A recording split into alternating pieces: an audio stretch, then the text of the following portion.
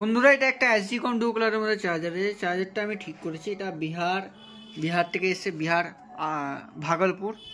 তো দেখতে পারো চার্জারটা অন করলাম,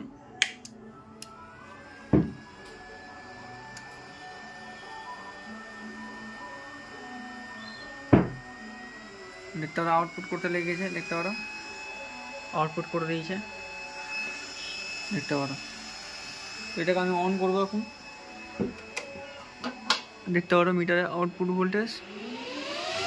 লোড চাপাবো, 1 2 3, দেখতে পারো চার্জ হচ্ছে,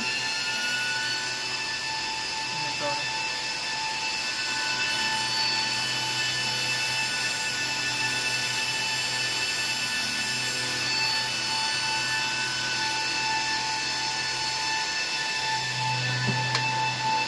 আমি চার্জারটার আওয়াজও দেখাতে পারি, এটার আওয়াজ ফ্যানের স্পিড।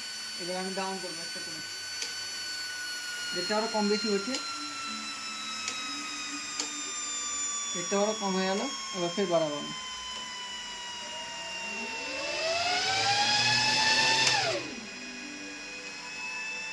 দেখতে পারো আওয়াজ বাড়ছে।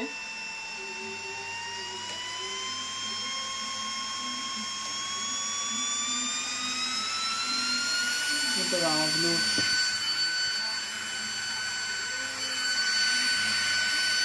কোনো কাজ থাকলে পাঠাতে পারো কলকাতা ইভি ইলেকট্রনিক্সে।